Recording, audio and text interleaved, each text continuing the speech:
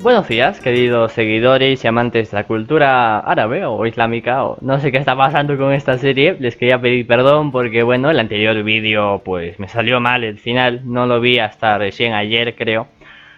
Así que bueno, es bastante poco lo que hablé en el final y os lo voy a resumir medianamente. Dije de que tengan un buen día y que hoy día, en este momento, en este vídeo, vamos a hablar sobre la fitna, el tiempo de prueba en árabe, que más que todo no fue un tiempo de prueba, sino sobre todo una guerra civil sin sentido en donde pues todos buscaban por sus intereses y el Islam se manchó de la sangre de sus propios hermanos y de sus creyentes. Así que bueno, esta primera fitna se inició con Ali, que como ya sabemos se convirtió en califa, pero que después de un cierto momento de gobernación más o menos tranquila, le desafió un grupo de compañeros aliados con Aisha.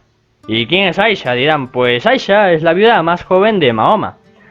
Ya pues Ali acabó definitivamente con este desafío en el 656, cerca de la ciudad meridional iraquí de Basora, en la batalla del camello. Sí, lo sé, es un nombre extraño, chicos, pero a ver, que es interesante. ¿Por qué? Porque la batalla del camello la nombran así debido a que la batalla fue en torno a la viva figura de Aisha, montada sobre un camello, y animando a sus hombres mediante gritos y gesticulaciones. Esta batalla fue la primera batalla de envergadura entre los propios musulmanes, y al igual que el asesinato de Uthman, sentó un precedente demasiado peligroso para que deje de no ser percibida por los historiadores de esta época, pues ya al año siguiente tuvo Ali que enfrentarse a un desafío de mayor envergadura, pues en esta ocasión de Damasco, cuyo gobernador Muawiyah era un primo del asesinado Uthman. Aquel tenía buenas razones para enfrentarse a Ali. No solo buscaba venganza por la muerte de su pariente, sino que además aspiraba al califato. En el año 657 libró una terrible batalla que, sin embargo, no fue concluyente ni para el uno ni para el otro. Ya en este momento la situación estaba cada vez más crítica y en el año 661 pues un antiguo seguidor, sin querer queriendo, lanzó su daga envenenada contra Ali en la mezquita de Kufa. Muawiyah podía ya aspirar al califato, además a la satisfacción de la venganza personal. El antiguo soldado Sa'd ibn Abi Waqqas, que como ya sabemos todos, conquistó toda Persia y destruyó uno de los imperios más grandes del mundo en ese tiempo, que era bueno el imperio sasánida, pues movió ficha. ¿Y qué hizo este señor? Pues lo que hizo fue, pues bueno, vamos a verlo. Mantuvo una estricta neutralidad durante todas estas contiendas, porque a ver, ya estaba demasiado viejo para lo que es la guerra, y nunca había tratado de acceder al califato, a pesar de que su posición hubiera justificado de que lo intentara sobremanera. Por el contrario, soportó la guerra civil en su casa cerca de Medina, más o menos una década después. A diferencia de los últimos tres califas, murió en paz y de muerte natural. Un hombre sabio, ¿no creen? Un hombre que ha dedicado toda su vida a la guerra y al Islam, y muere en paz. Bastante interesante su vida. Yo pondría la mano al fuego y yo pensaría de que iba a morir en guerra, pero murió en paz. Curioso. Pero bueno, después de esta terrible guerra civil, Muawiyah consiguió el suficiente apoyo para mantener su califato. Pero el conflicto había dejado cicatrices indelebles en la comunidad musulmana, que se vio alterada por disputas periódicas sobre los derechos de sucesión. Pues quienes aceptaron la legitimidad de Muawiyah fueron conocidos como los suníes, y los defensores de Ali se llamaron chiíes, o la facción. Los chiíes creían que los dos hijos de Ali eran los herederos legítimos porque eran los hijos de Fátima, la hija de Mahoma, y por ello descendientes directos del profeta. De los chiíes surgió una tercera secta, los jariríes, o secesionistas, que afirmaban que el califa debía ser elegido por toda la comunidad musulmana. Insistían en que como única cualidad debía contar con una piedad y una moral excelentes. Y algunos jariyíes llegaron incluso a considerar que los musulmanes infieles solo merecían la muerte. Y fue un jariyí quien asesinó a Ali. Por abolengo, Muawiyah lo tenía todo para enfrentarse a esos problemas. Su padre, Abu Sufyan, se había opuesto a Mahoma en la Meca. De hecho, a veces llamado Muawiyah hijo del comedor de hígado, porque en el 625, después de la batalla entre los musulmanes y los habitantes de la Meca en Badr, su madre supuestamente había mutilado el cadáver de uno de los tíos de Mahoma y se había comido el hígado en un acto de venganza. Bastante bárbaros, pero ya más adelante una hermana de Muawiyah se casó con Mahoma y sus padres se convirtió al Islam. Y el propio Muawiyah, descrito como uno de los 17 ciudadanos de la Meca, alfabetizados de la época, ejerció de secretario del profeta. No se sabe si la madre que se comió el hígado llegó a conciliarse con el Islam, pero eso ya está de otro costal y pues a ver, no tenemos todos los datos específicos, chicos, es cosa de la historia. Pues ya en el año 639, después de haber desempeñado con éxito varios cargos administrativos, Muawiyah fue nombrado gobernador de Siria. Demostró ser un líder militar muy innovador y estuvo al mando de una fuerza naval árabe de 200 barcos que derrotó a la flota bizantina en el Mediterráneo oriental. Fue también un político muy hábil. Procuró que sus soldados vivieran entre la población nativa en Damasco y otras ciudades, a diferencia de los árabes aislados en ciudades que eran guarniciones de Irak y Egipto, a fin de reforzar su posición de gobernador. Hizo todo lo posible por establecer estrechos vínculos locales. Por eso puso a las tropas que convivan con la gente de esos momentos, ahí con los pueblerinos y tranquilos de la vida todos y del agua y del Paraguay. Pero la conexión más importante de Muawiyah era con los Kalf, una tribu importante siria que anteriormente los bizantinos se habían empleado para defender la región contra los sasanios. Bueno, acá está mal lo que estoy leyendo. Sasánidos, perdón, ha sido un problema de dicción. Pero bueno, selló este vínculo casándose con la hija del jefe Kalf. Consciente de que la mayoría de sirios eran cristianos, también nombró consejero a un miembro de una familia griega ortodoxa que había servido a los bizantinos en Damasco. A pesar de que ello causó resentimiento en Medina, no resultó sorprendente que Muawiyah decidiera trasladar la capital del Imperio Árabe fuera de Arabia, y la estableciera en la cosmopolita Damasco, que era una ciudad de las más bellas en ese momento, las más grandes. Vamos, herencia bizantina a tope, a full. Pero bueno, me estoy enredando. Muawiyah también tuvo que enfrentarse a otras fuentes de conflictos, pues como todo gobernador tenía estos problemas, siempre. Sobre todo procedentes de la provincia de Irak. Allí los victoriosos jefes de las tribus árabes mostraban peligrosos signos de nerviosismo, pues Muawiyah comprendía muy bien sus dificultades. Aquellos hombres eran asaltantes y guerreros nómadas, independientes, poco o nada acostumbrados a las directivas de ningún tipo de gobierno centralizado. Debían estar ocupados o si no, pues se volverían contra los otros, los que los gobernaban. Muawiyah tomó la decisión de extender el imperio mediante la yihad, o guerra santa. El Islam había vuelto a ponerse en marcha, y toda la maquinaria bélica de, la comunidad islámica se evocó a ello, para que no se matase entre sí. Los guerreros árabes tuvieron un éxito espectacular, pues ya en el año 667 dieron comienzo a una serie de incursiones en las ciudades de Bukhara y Samarcanda, en el este, y en el 71 del siglo VII, Muawiyah trasladó unos 50.000 hombres y sus familias tribales desde las abarrotadas ciudades guarnecidas de Irak a la recientemente conquistada provincia de Jorazán. En el oeste, sus tropas se abrieron camino por el norte de África y establecieron la plaza fuerte en Kairouan, en la Túnez de hoy en día. Al norte, los árabes ocupaban las islas mediterráneas de Rodas y Creta, e incluso tuvieron sitiada la capital bizantina de Constantinopla. Pero bueno, eso no les salió muy bien y pues fuego griego y murallas bizantinas, ya saben lo que pasó, chicos. Pero bueno, Mahuilla pacificó su cada vez más vasto imperio mediterráneo en el antiguo concepto árabe de la diplomacia llamado ilm, una combinación de astuta paciencia y habilidosa manipulación. Siempre que le era posible hacía uso de persuasión más que de fuerza, y sobre todo trataba a la gente de tal forma que cooperaban sin tener la sensación de que su dignidad había sido menoscabada. Hacía uso de la indulgencia, del tacto e incluso del soborno. Invitó a los líderes tribales a la corte para alabarlos e informarles sobre la grandeza de su nuevo plan. A continuación los envió de vuelta a las provincias cargados con regalos adecuados, y cuando su consejero le llamaron la atención sobre lo mucho que había gastado en regalos, replicó: "La guerra cuesta más". Expresaba así sus principios sobre la forma de gobernar.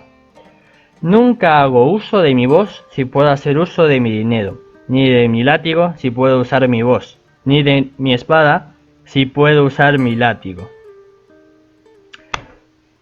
Esa frase ha sido bastante interesante, según mi opinión. Pero pues sin ánimo de sobreextender esto, vamos a seguir a la carga con esta historia. Luego añadía, tal vez recordando la sangre ya derramada en la primera fitna: "Pero si tengo que usar la espada, lo hago".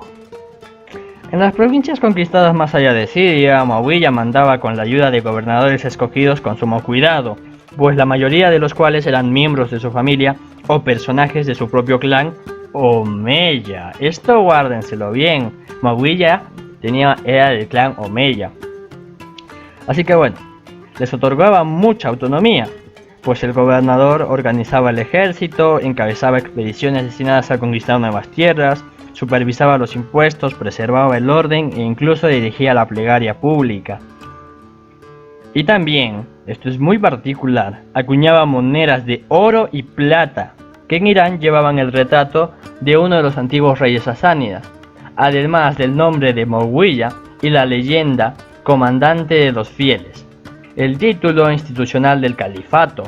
Los gobernadores árabes solían conservar e inscribir autóctonos y otros funcionaron de burocracias anteriores para mantener a los problemáticos miembros de las tribus alejadas de los asuntos fiscales y delicadas cuestiones de estado.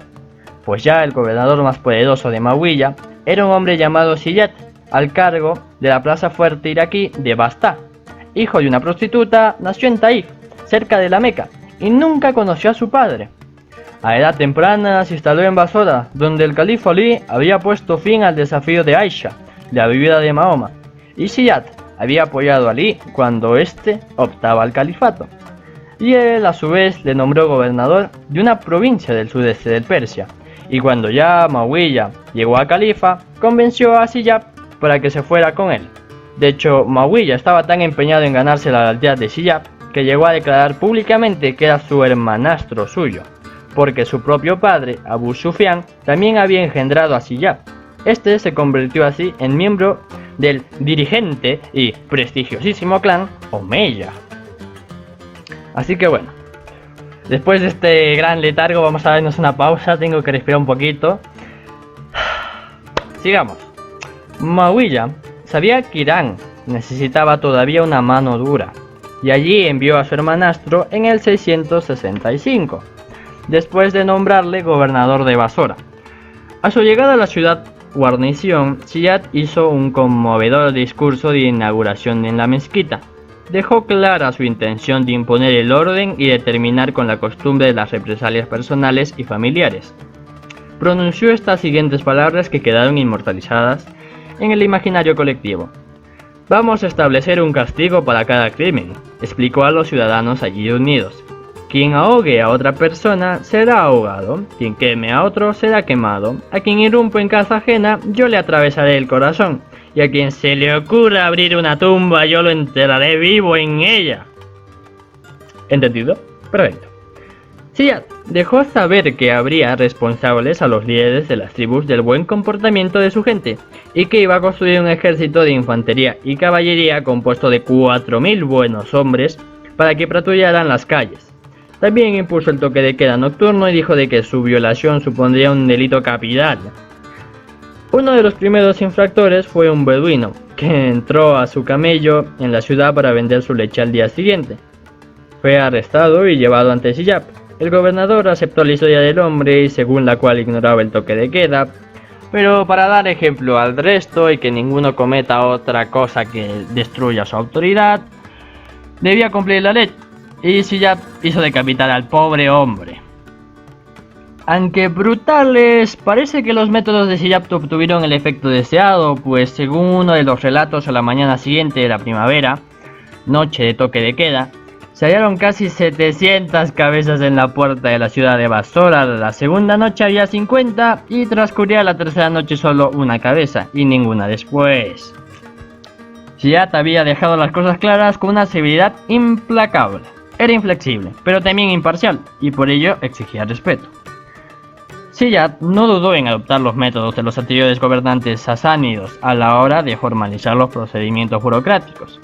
Por ejemplo, instituyó un departamento de registro donde los documentos oficiales se sellaban con cera y se imprimían encima el propio sello de Siyap. Este llevaba la figura de un pavo real. Asimismo, y después de que un emisario de Damasco hubiera falsificado un documento sin sellar, convenció al califa para crear su propio departamento de registro, y ya a partir de entonces todos los documentos firmados por el califa eran llevados al registro para ser copiados. Luego, para mantener el secreto, el documento original era enrollado, atado y sellado con cera y marcado con una señal especial. Semejante formalización del gobierno dio lugar a los críticos acusados a Muawiyah de estar transformando el idílico paraíso en la tierra del Islam, entre muchas comillas, que era sin ninguna ley, sin ningún orden, tú haces lo que te salga del Corán y ya, a un sistema imperial semejante al imperio bizantino y ya también incluso al imperio sasánida. Porque, a ver, chicos, seamos sinceros, puede de que Muawiyah lo haya hecho mal y que haya hecho el inicio del fin del Islam tal como era ese idílico sistema sin leyes y todo eso, que pues podría venir bastante bien. Pero a ver, las conquistas eran desde más o menos desde el Magreb hasta Samarcanda. ¿Cómo puedes tener un dominio que es tan extenso sin, formalizar ciertas cosas básicas, lo normal? Pero bueno, ya en ese momento, pues se veían ciertas voces retractoras de eso, y eso conllevó a de que, ¿qué os puedo decir? El sueño idílico de Mahoma había sido destruido en la formalización, pero al mismo tiempo se conservó en ella, o al menos una parte de eso. Porque, chicos, al final de la vida de Muawiyah, pues lo que hizo fue proclamar a su heredero natural, su hijo. Y pues esto era bastante extraño para el inicio del Islam, para el Islam conocido, porque a ver, siempre se votaba, hacían elecciones entre cierto número de personas importantes en aquellos tiempos. Pero poner a un sucesor realmente evitaba muchas cosas, especialmente pues las masacres, las batallas y los asesinatos que era muy posible que ocurriesen después de que un califa elegido muriese sin sucederle a alguien que tuviese la capacidad de poder preservar todo intacto. Así que pues bueno, se evitaron eso, pero estandarizaron lo que vendría siendo el imperio del Islam, que curiosamente estaría destinado a destruirse entre sí por esta política imperial. Pero bueno, en este tiempo Muawiyah podía descansar en paz. Había gobernado durante los periodos más largos de paz y prosperidad en la corta historia del califato y había conseguido lo que quería con respecto a la sucesión. Cuando murió en el año 680, a la edad aproximada de 80 años, había logrado que su consejo de ancianos reconociera a Yazid como el próximo califa, su hermanastro. Fue enterrado al lado de una de las puertas de Damasco, y junto con su cuerpo fueron enterrados las pequeñas reliquias que había llevado consigo desde aquellos lejanos días en Medina, cuando era secretario de Mahoma, unos trozos de uña y unos mechones de cabello de la cabeza del profeta Mahoma. Muawiyah creo que es una de las personas, uno de los personajes más apasionantes de la historia del Islam, pues toda su escambolesca aventura desde ser pues el secretario de las finanzas de Mahoma en la fría tierra de Medina hasta llegar hasta la poderosa Damasco como su capital, una metrópolis de las más importantes, y morir a los 80 años con el relato que os acabo de contar. Realmente me da mucho gusto volver a leer esto y contárselo a ustedes. Espero que tengan un buen día y adiós.